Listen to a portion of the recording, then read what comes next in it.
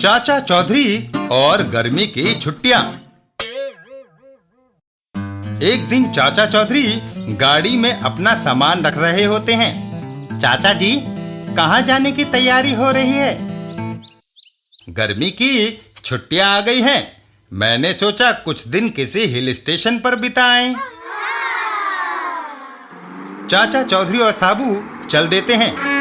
चाचा जी, टाटा। वाह, क्या मजे का सफर है। चाचा जी, कार यहीं खड़ी कर दो, अपना हिल स्टेशन आ गया। आगे हम पैदल ही जाएंगे। Sports club.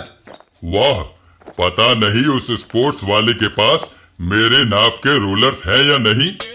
साबू, जाकर पता कराओ। घाटी के नीचे एक होटल में। बेटा, नहा ले, कितना गंदा हो रहा है। नहीं नहाऊंगा, नहीं नहाऊंगा। क्या बात है बहन जी? इस लड़के को नहाए हुए 1 महीना हो गया है। डॉक्टर कहता है कि यदि वह नहीं नहाएगा तो उसे फोड़े फुंसियां निकल आएंगे। इधर साबू। वाह चाचा जी, स्पोर्ट्स वाले के पास मेरे नाप के रोलर्स मिल गए। साबू रोलर स्केट्स पर चल देता है। तभी अचानक साबू फिसल जाता है। ओहो! और ऊपर घाटी से नीचे होटल की तरफ को गिरता है। नहा ले बेटा। नहीं नहाऊंगा। साबू स्विमिंग पूल में आ गिरता है। नहीं नहाऊंगा। ओहो! और स्विमिंग पूल का सारा पानी उछलकर उस बच्चे को नहला देता है। है? धन्यवाद साबू, तुमने इसे नहला दिया।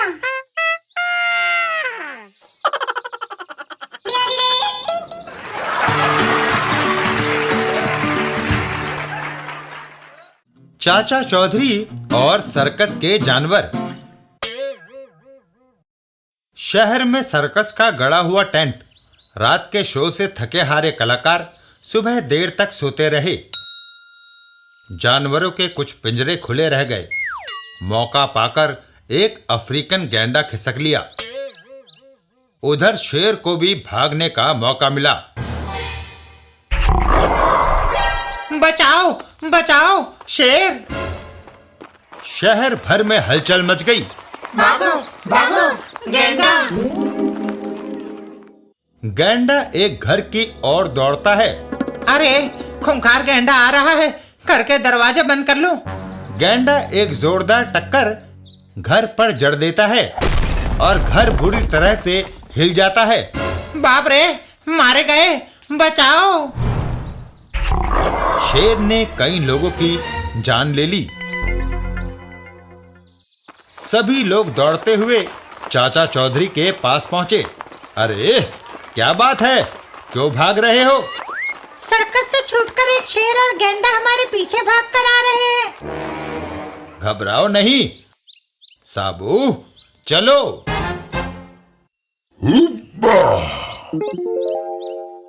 साबू और खूंखार जानवर आमने सामने। वह गुस्से से मुझ पर झपटने आ रहे हैं। साबू उन्हें अपने हाथों से रोकता है और उन्हें पकड़ लेता है। बस, बस, तुमने काफी लोगों की जानें ले ली, अब और नहीं। चाचा चौधरी, आप निश्चिंत होकर अपने अपने घरों को लौट जाओ। चाचा जी, इस शेर और गैंडे को जंगल में छोड़ आऊं? नहीं, इन्हें सर्कस वालों को सौंपकर आइंदा पिंजरा खुला ना छोड़ने की हिदायत भी देना ना भूलना। जी चाचा जी।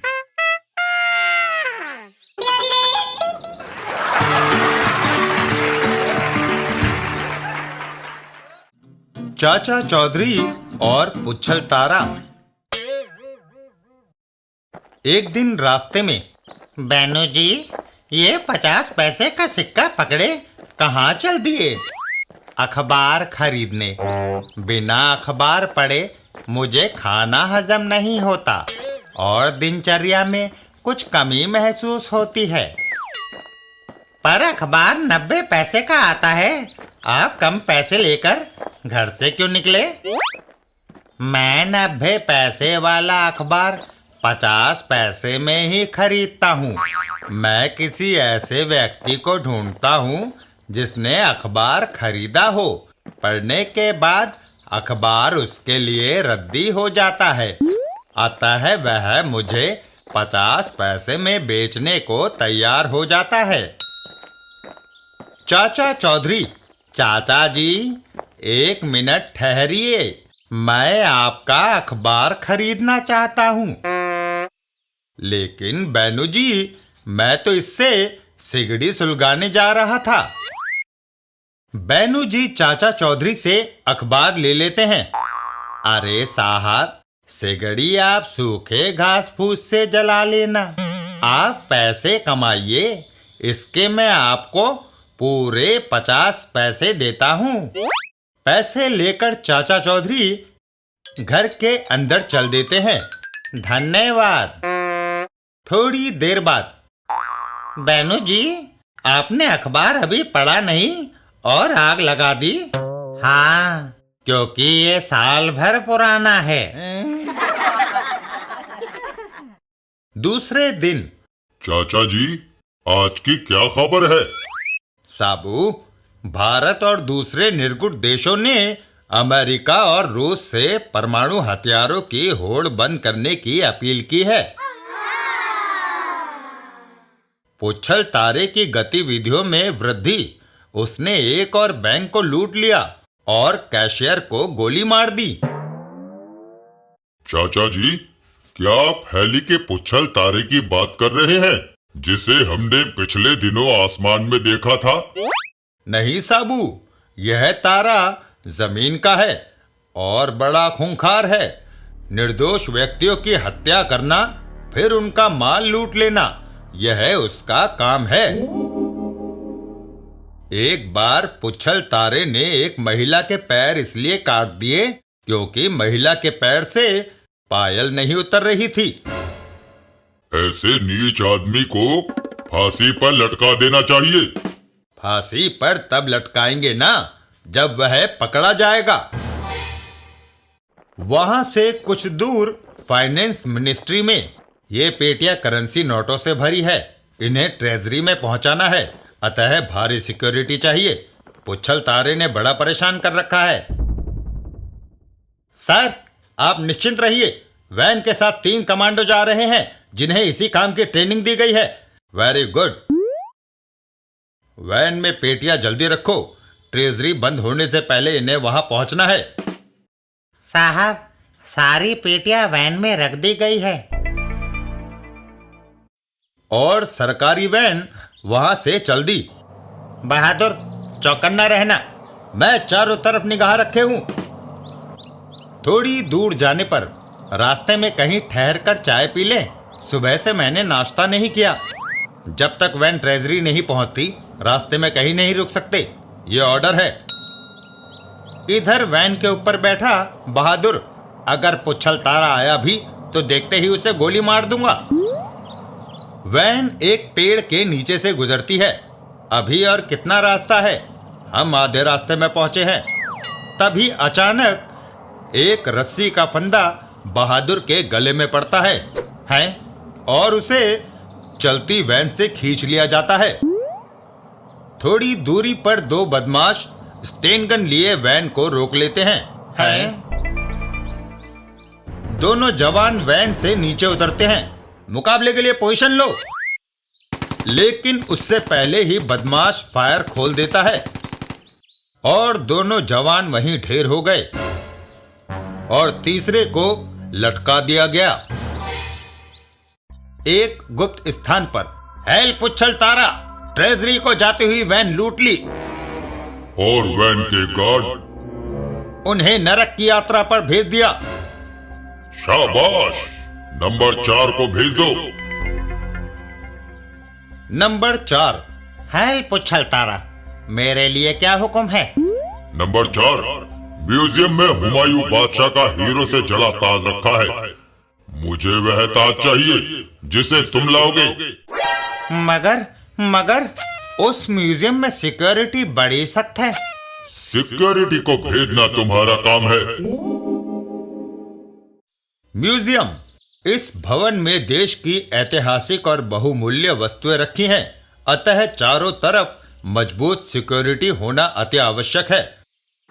एक कार उसी म्यूजियम की तरफ तेज दौड़ती हुई जा रही थी। कार के अंदर नंबर 4, पोछलतारे ने अब तक हमें जो काम सौंपे हैं, यह उनमें सबसे अधिक कठिन है। कुछ भी हो, इस टास्क को कामयाब बनाना हमारी जिम्मेदारी है। म्यूजियम के गेट पर, रुको, इस कार में क्या है? तलाशी देनी होगी। वह लुटेरे बम उछाल देते हैं। सिवाय इस गोले के हमारे पास कुछ नहीं। गोला सिपाहियों के सामने जाकर फटता है। ओह, जहरीला धुआं, मेरा दम घुट रहा है। इधर पुच्छल तारे के साथी, यही मौका है, आओ। दोनों म्यूजियम के अंदर घुस जाते हैं। धुआं छट गया, अंदर आओ। म्यूजियम के अंदर हुमायूं का ताज सचमुच बड़ा खूबसूरत है। यह जरूर बहुत कीमती होगा। वह ताज को उठा लेता है। अब यह ताज हमारा आका पुच्छल तारा पहनेगा। चाचा चौधरी और साबू का उधर से गुजरना हुआ। इस बड़ी इमारत को क्या कहते हैं चाचा जी? साबू, यह म्यूजियम है। यहाँ की ऐतिहासिक चीजें देखने चलोगे? कुछ तो गेट पर ही दिखाई दे रहा है। पुच्छल तारे के साथी, पुच्छल तारा इस ताज को देखने के लिए बेताब हो रहा होगा। जल्दी से कार भगा लो। कार वहां से तेजी से निकल जाती है। साबू, वे म्यूजियम की बेशकीमती वस्तु ले जा रहे हैं। उन लुटेरों को रोको। साबू वहीं रखी एक पत्थर की बेंच का ऊपरी हिस्सा उठा लेता है। बेंच पर रखी यह पत्थर की सिल काफी भारी है। साबू ने अपनी पूरी ताकत से वह पत्थर की सिल उठा फेंकी, जो सीधे जाकर गाड़ी के ऊपर आ गिरी। ओह, ये कैसा वज्रपात! दोनों नाकामयाब लुटेरे पुच्छल तारे के सामने। हेल पुच्छल तारा, एक लाल पगड़ी वाले और उसके लंबे साथी ने हमारे सारे किए कराए पर पानी फेर दिया। वह दोनों जरूर चाचा चौधरी और साबू होंगे, लेकिन उनसे मैं बाद में निपटूंगा। पहले तुम्हें देखता हूँ। नाकामयाब लौटने वालों की मेरे यहाँ एक ही सजा है, मौत। ओह! नंबर 6 और नंबर 7 चाचा चौधरी ने हमारा नुकसान किया है। मैं उसे यहाँ जल्द देखना चाहता हूँ। ऐसा ही होगा पुच्छल तारा। चाचा चौधरी के घर पर। क्या चाचा चौधरी घर पर है? नहीं, वह बाहर गए हैं और थोड़ी देर बाद वापस लौटेंगे। वह लुटेरा चाची पर स्टेन गन तान देता है।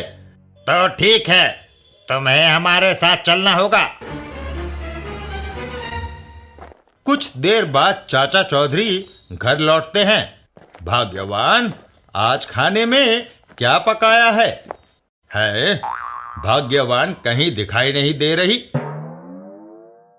चाचा चौधरी ने पुच्छल तारे द्वारा छोड़ी गई चिट्ठी मेज से उठा ली। तुम्हारी पत्नी हमारे कब्जे में है। नीचे लिखे पते पर चले आओ। चाचा चौधरी तुरंत साबू के साथ घर से बाहर दौड़ लगाते हैं। साबू, आओ। पुच्छल तारे के अड्डे पर। भाग्यवान, तुम ठीक ठाक तो हो ना? आओ चाचा चौधरी, मुझे पता था कि तुम जरूर आओगे। तुमने हमारे काम में रुकावट डाली और मेरे आदमियों के हाथ पैर तोड़ दिए। साधारणतः इसकी सजा मौत होती है, लेकिन तुम हमारे साथ मिल जाओ तो तुम्हें बख्शा जा सकता है। मेरा जवाब ना है। तो फिर मरने के लिए तैयार हो जाओ। शायद तुम्हारी मौत हमारे हाथों ही लिखी थी। इससे पहले के लुटेरा फायर कर पाता, साबू का हाथ चल जाता है। चलो हटो मच्छरों। आई, आई। और वह सामने की दीवार तोड़ते हुए उसके पीछे बैठे पुच्छल तारे से जा टकराते हैं। हाँ, तो यही है इन सब का सरदार पुच्छल तारा। तभी पुच्छल तारा चाचा चौधरी पर फायर कर देता है। मैं तुम्हें यहां से जिंदा नहीं जाने दूंगा। ओहो! साबू पुच्छल तारे का हाथ पकड़ लेता है। अब तुम्हारा खेल खत्म हुआ। यह तो मुझे पता था कि कमरे की दीवार के पीछे कोई व्यक्ति है, लेकिन यह बताओ कि तुम पुच्छल तारा क्यों बने? दरअसल कुछ साल पहले तक मैं एक मामूली पॉकेट मार था, लेकिन मेरे दिल में हमेशा इच्छा पनपती रही कि मैं कोई बड़ा काम करूं जिससे नाम हो और खूब पैसा आए। यही सोचकर मैंने पुच्छल तारा गिरोह बनाया। एक अदृश्य रहस्य बने रहने के लिए मैं अपने अनुयायियों को इस तरह आदेश देता था कि वे समझे कि यह पुच्छल तारा बोल रहा है। असल में जहां पुच्छल तारा है वहां एक स्पीकर है और दीवार के पीछे से माइक्रोफोन पर मैं बोलता था। कमरे में टीवी कैमरे लगे थे जो वहां खड़े व्यक्ति की तस्वीरें मुझ तक भेजते थे। तारे की पूंछ में एक छेद था जिससे मैं नाराज होता एक बिना आवाज के पिस्तौल से उसे छेद द्वारा गोली मार देता। बस आगे का हाल तुम जानते ही हो। साबू, इसे पुलिस हेडक्वार्टर्स ले चलो।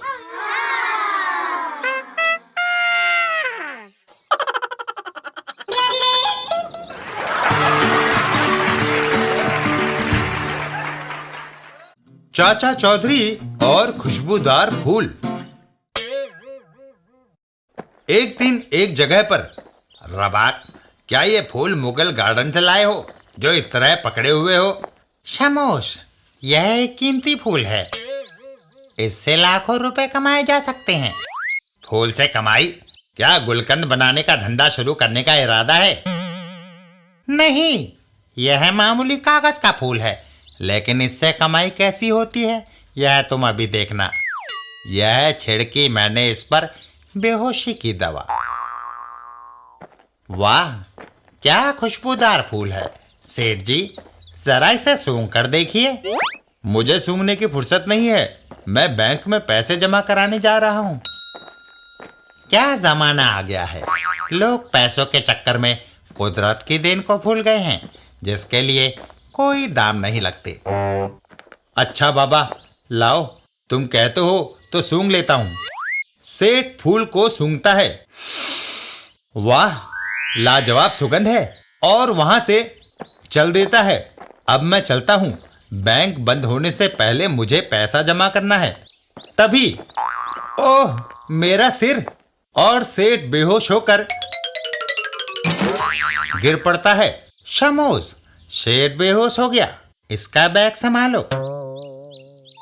वाह, नोटों से भरा है।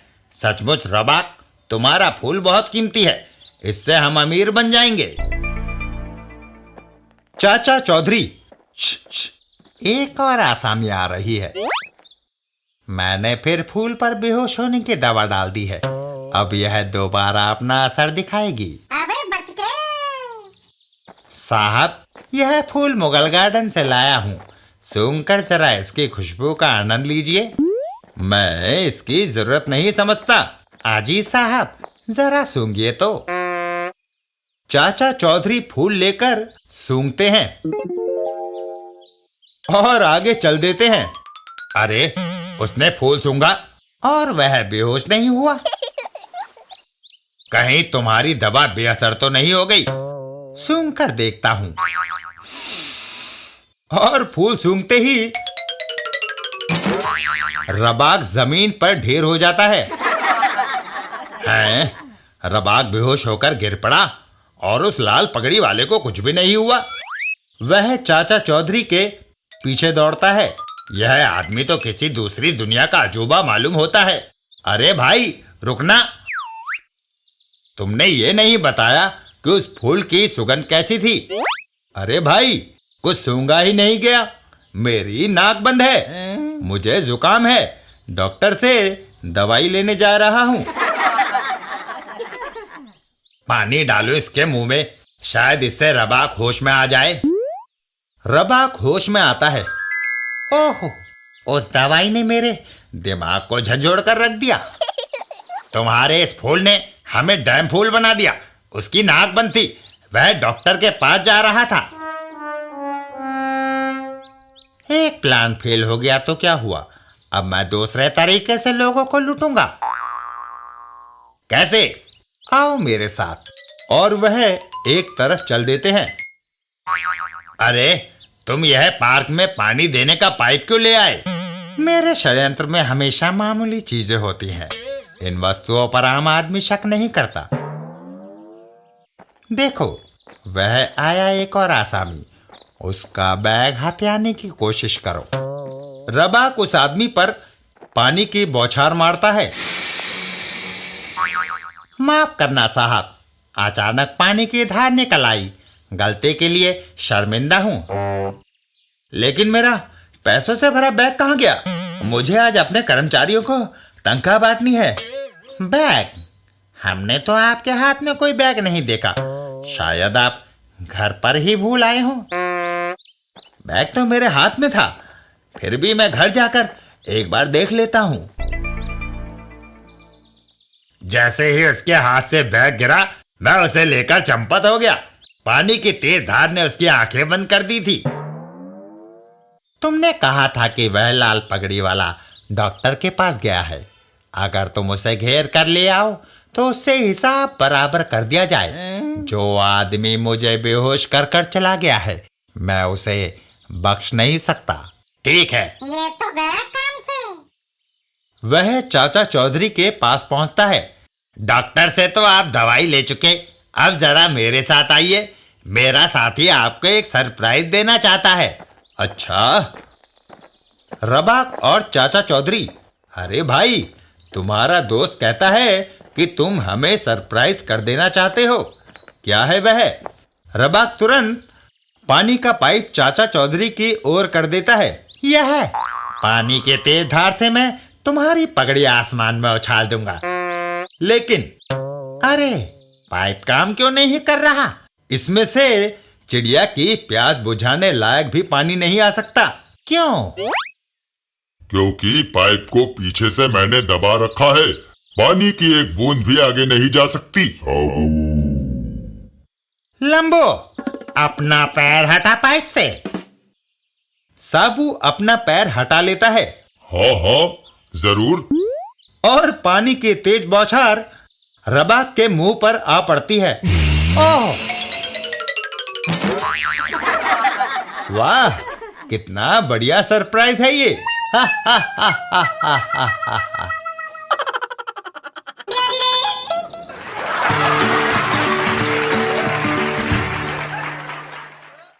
चाचा चौधरी और युवराज ताजपो।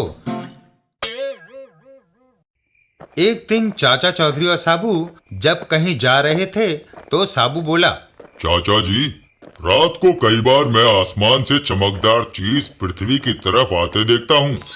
साबू, वह उल्कापात है। अगर वह हमारे सिर पर आ गिरे तब? उल्कापात अंतरिक्ष से पृथ्वी के वातावरण में आते आते कण कण हो जाती है और उससे कोई हानि नहीं होती। तभी आकाश में, वह देखो, आसमान में। तेज रोशनी से साबू की आंखें चकाचौंध हो जाती है। वह वस्तु उन्हीं के सामने जमीन पर आ गिरती है। वह वस्तु वहां गिरी, जहां वह गिरी वहां गहरा गड्ढा बन गया। साबू, यह उल्कापात नहीं हो सकता। गड्ढे से धीरे धीरे एक गोलाकार वस्तु बाहर आती है। अंदर से एक प्राणी बाहर आता है। मैं बटन दबाता हूँ ताकि इस ग्रह के वासियों की भाषा समझ सकूं। तुम? मैं अंतरिक्ष में दूर शीतकाने ग्रह का युवराज ताजपो हूँ। मेरे पिता महाराज गणगण की मृत्यु के बाद दुष्ट मंत्री बाका ने षड्यंत्र रचा और मुझे मारकर राज्य हड़पना चाहा। मैं किसी तरह भाग निकला और यहाँ आ पहुँचा हूँ। युवराज ताजपो, तुम हमारे मेहमान हो, तुम्हें यहाँ खरोच भी नहीं आएगी। दुष्ट मंत्री बाका। युवराज ने इस घटिया ग्रह पर शरण ली है, इसे यही मार दूंगा। वह जमीन पर उतर आता है। रुको, तुम ऐसा नहीं कर सकते, उसकी सुरक्षा का जिम्मा हमारे ऊपर है। आदिवासी, पहले मैं तुमसे निपटता हूँ। और वह चाचा चौधरी पर वार कर देता है। साबू को गुस्सा आ जाता है। चूहे, तुमने चाचा जी पर हाथ उठाया। साबू को जब गुस्सा आता है तो कहीं ज्वालामुखी फटता है। दुष्ट मंत्री बाका का साबू पर वार। मैं तुम्हें भी काट कर रख दूंगा। वार खाली जाने पर बाका गुस्से से पागल हो उठता है और वह पूरी ताकत से हमला करने को आगे बढ़ता है। यह तुम्हारा सिर अलग कर देगा। साबू ठीक समय पर एक तरफ हट जाता है। हमलावर की तलवार जमीन में धंस जाती है। साबू अपने प्रतिद्वंदी को उठा लेता है और घुमाकर फेंक देता है। बाका सीधा जाकर जमीन से जा टकराता है और उसका शरीर आग की लपटों में घिर जाता है। बाका मर गया। कैसे जाना? हमारे ग्रह पर जब किसी की मौत होती है तो उसके शरीर के अंदर की अग्नि ही उसे जलाकर राख कर देती है। बाका का खाली अंतरिक्ष यान वापस लौट रहा है। अब मैं भी अपने ग्रह को लौटूंगा। जनता मेरा इंतजार कर रही होगी। और अंतरिक्ष यान युवराज ताजपो को लेकर उड़ जाता है। बाय।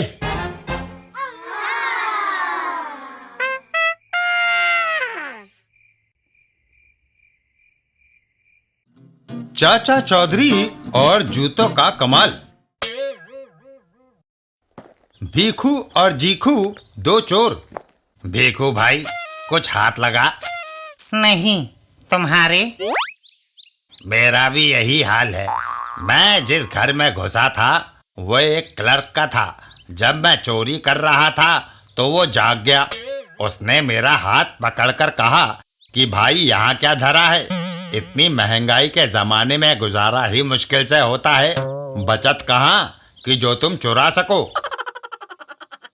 उसने आगे कहा, तनख्वाह जिस दिन आती है उसी दिन वो मकान का किराया, पंसारी, धोबी, ग्वाले और दर्जी का उधार चुकाने में खर्च हो जाती है। अब बस के लिए भी पैसे नहीं है। मुझे रहम आ गया और मैंने अपनी जेब से निकालकर उसे 5 रुपए दे दिए। अब तुम अपनी सुनाओ। भाई जीखू, मेरी कुछ मत पूछो।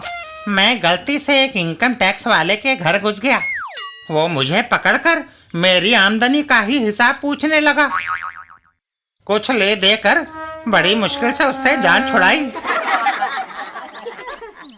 वह दोनों वहां से चल देते हैं। देखो, आओ, अब हम दोनों इकट्ठे चोरी करेंगे। कहीं ना कहीं तो हमारी किस्मत चमकेगी। कुछ दूर जाकर, इस मकान का ताला तोड़ दें? नहीं। क्यों? वो देखो, इस मकान के बगल में साबू सो रहा है। इस मकान में चोरी करना जानबूझकर अपने हाथ पैर तुड़वाने के बराबर है। इतना कहकर वो दोनों वहां से आगे चल देते हैं। आओ, कोई दूसरी सुरक्षित जगह देखें। अगले मकान के सामने, यहाँ कोई नहीं है, इस घर का ताला तोड़ दो। और भीखू ने हथौड़े से ताला तोड़ दिया। तभी भीखू, भागो! दोनों वहां से भाग पाते इससे पहले ही साबू ने उन्हें पकड़ लिया। तुम्हें तो हमने दूर उस घर में सोते देखा था, फिर यहाँ कैसे? चाचा चौधरी, आओ, मैं तुम्हें बताऊं। जो तुमने इस मकान के बगल में देखा था वे खाली जूते थे। हैं?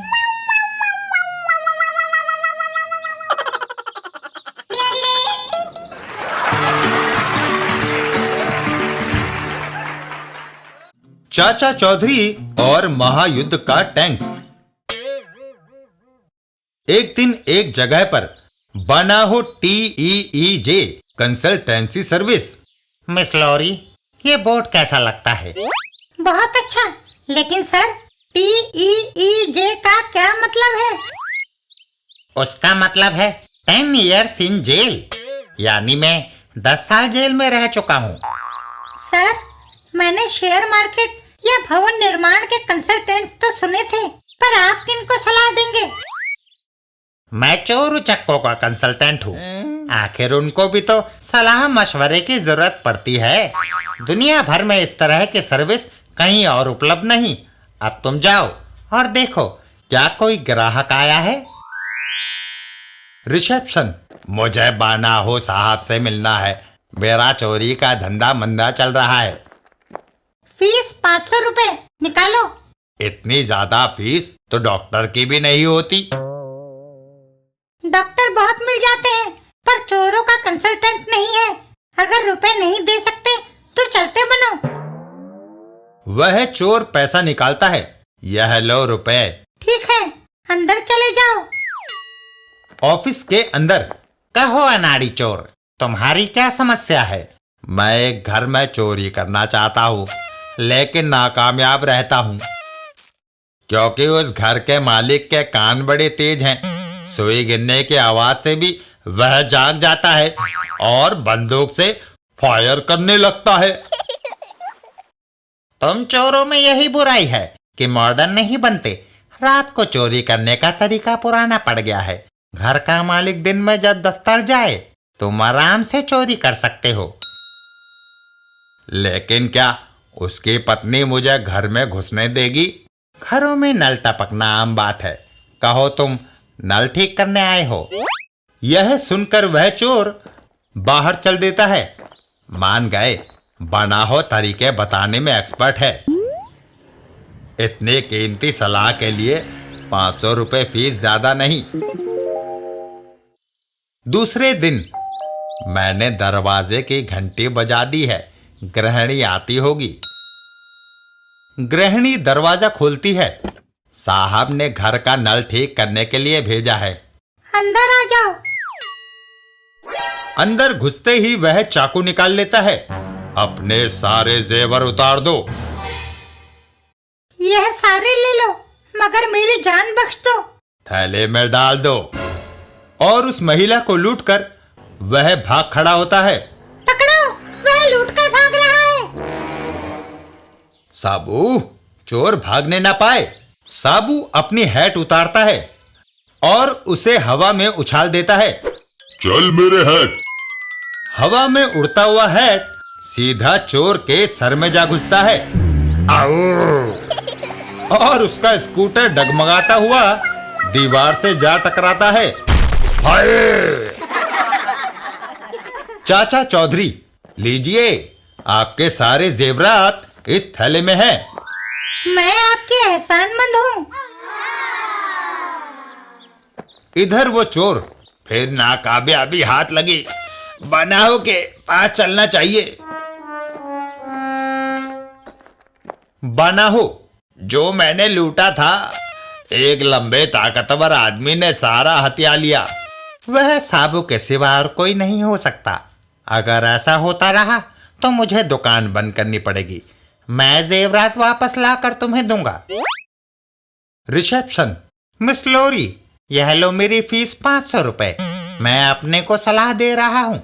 सर, आप तो मालिक हैं। पर मैं अपने को भी नहीं बख्शता। कर्नल तोप खां, मुझे तुम्हारा टैंक कुछ देर के लिए उधार चाहिए। इसकी मार भयंकर होती है, क्योंकि इसकी तोप दुनिया में सबसे लंबी है। साबू से निपटने के लिए मुझे ऐसा ही हथियार चाहिए। बनाहो टैंक लेकर चल देता है। बस मैं अपना काम करके अभी आया। अबे बच गए। रास्ते में साबू, मेरे 5 गिनने तक लूट के सारे जेवरात लौटा दो, नहीं तो तोप का गोला तुम्हारे सीने के पार निकल जाएगा। 1, 2, 3, 4 और 5। लेकिन साबू तोप की नली वापस बानाहों की ओर मोड़ देता है। आह, मैं तोप का पाइप मोड़ने में कामयाब रहा। और फायर करते ही बानाहो की तरफ रॉकेट झपट पड़ता है। बानाहो आगे आगे और रॉकेट पीछे पीछे। बचाओ! वो दौड़ता हुआ सीधा नदी में कूद पड़ता है और रॉकेट उसके सिर के ऊपर से निकलकर आगे पानी में जा डूबता है। हा, हा, हा, हा, हा, हा, हा, हा।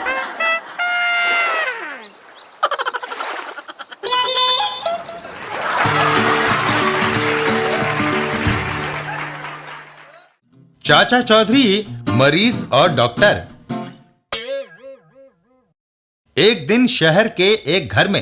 हेलो, डॉक्टर सलफरम क्लिनिक। मैं मिसेज बशीन बोल रही हूँ। मुझे बुखार है, देखने वाला घर में कोई नहीं।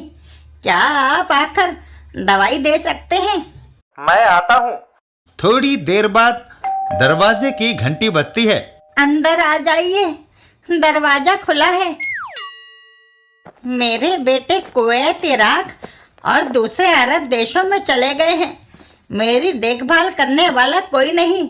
मिसेस बंशीन, घबराइए नहीं, मैं अभी इंजेक्शन देता हूँ, आपका बुखार उतर जाएगा। डॉक्टर मरीज को इंजेक्शन देता है। इंजेक्शन लगते ही मिसेज बंशीन गहरी नींद सो गई। काफी देर बाद जब मिसेज बंशीन की नींद खुली तो ओह, मेरे कान, हाथ और गले के सारे जेवर गायब। मिसेस बंशीन चाचा चौधरी को फोन लगाती है। चाचा चौधरी, मैं मिसेस बंशीन बोल रही हूँ। मेरे यहाँ चोरी हो गई है। आप घबराइए नहीं, मैं अभी पहुंचता हूँ। चाचा चौधरी मिसेस बंशीन के घर की ओर चल देते हैं। बेचारी मिसेस बंशीन किसी न किसी मुसीबत में फंसी रहती है, असहाय जो ठहरी। मिसेस बंशीन का घर। इंजेक्शन लगाया था बुखार उतारने के लिए, वो तो नहीं उतरा। मुझे नींद आ गई और कीमती जेवर चले गए। फिक्र ना करो, सब ठीक हो जाएगा। चाचा चौधरी वहां से निकल पड़े। उसने डॉक्टर सलफरम को फोन किया था। सलफरम क्लिनिक। डॉक्टर, तुम मिसेस बंशीन को देखने गए थे? मिसेस बंशीन, मैं आज किसी मरीज को देखने नहीं गया। मैं आज सारा दिन अपने घर पर रहा और आपके आने से 2 मिनट पहले ही क्लिनिक में आया हूं। तो फिर मिसेस बंशीन के जेवर कौन उतार कर ले गया? डॉक्टर सलफरम क्लिनिक से बाहर चल देता है। मेरे पास इन फालतू बातों के लिए वक्त नहीं है, मैं अपने किसी मरीज को देखने जा रहा हूं। चाचा चौधरी वापस घर चल देते हैं। मुझे अपने घर वापस जाना चाहिए। घर पहुंचकर, भाग्यवान, तुम्हें डॉक्टर सलफरम के क्लिनिक में टेलीफोन करना है कि तुम बीमार हो। अरे, मैं तो भली चंगी हूँ, बीमार हुए मेरे दुश्मन। भाग्यवान, भले के काम के लिए तुम्हें थोड़ा झूठ बोलना पड़ेगा। हेलो, डॉक्टर सल्फरम क्लिनिक। मुझे बुखार है और मैं अकेली हूँ। फिक्र ना करिए, मैं आ रहा हूँ। थोड़ी देर बाद मिसेस चौधरी। आ जाइए डॉक्टर साहब, देखिए शरीर बुखार से तप रहा है। घर में देखभाल करने वाला कोई नहीं। घबराइए नहीं, इंजेक्शन से आपका बुखार मिनटों में उतर जाएगा। डॉक्टर इंजेक्शन तैयार करता है। आपके पति ने आपको सोने की काफी चूड़ियां पहनाई हैं। खालिस 24 कैरेट की है। इंजेक्शन के लिए हाथ ढीला छोड़ दीजिए। तभी चाचा चौधरी वहां आते हैं। ठहरो, पहले तुम्हारे इंजेक्शन की लेबोरेटरी में जांच होगी। तुम? मेरे पति, जिनकी तुम अभी तारीफ कर रहे थे। मिसेस बंशीन को भी तुमने इंजेक्शन लगाया था। मैं जुर्म कबूल करता हूँ। जो बीमार महिलाएं अकेली होती थी, मैं नींद के इंजेक्शन लगाकर उन्हें सुला देता था, फिर उनके सारे जेवरात उतार कर रफू चक्कर हो जाता था। चाचा चौधरी अपराधी को पकड़कर चल पड़ते हैं। डॉक्टर सल्फ्रम, तुम्हारा कंपाउंडर, मैं इसे पुलिस स्टेशन ले जा रहा हूँ। मगर तुम्हें कैसे पता चला कि ये मेरा कंपाउंडर है? तुम्हारी गैर हाजिरी में और कौन टेलीफोन पर बात कर सकता है? चाचा चौधरी का दिमाग कंप्यूटर से भी तेज चलता है। चाचा चौधरी।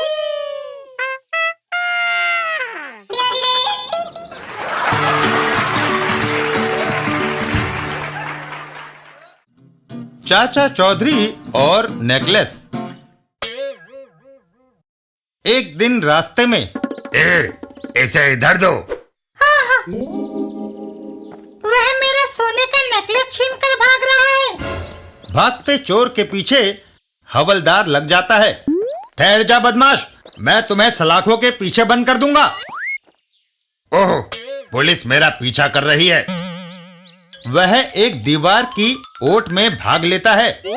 कानून के हाथ लंबे होते हैं, तू नहीं बच सकता। दीवार के पीछे, इस बोट में नेकलेस डाल देता हूँ, जब हवलदार चला जाएगा तब निकाल लूंगा।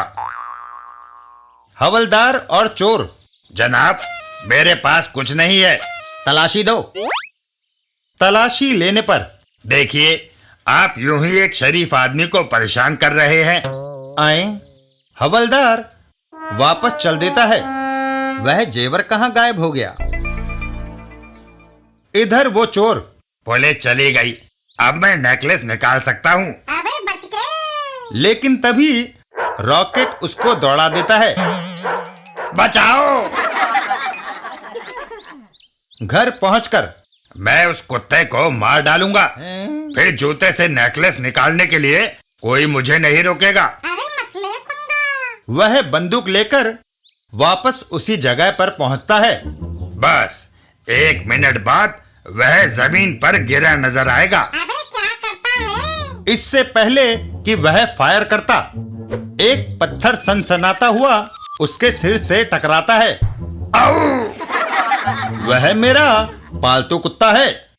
इधर साबू, पैर में कुछ चुभ रहा है, देखना चाहिए वह क्या है।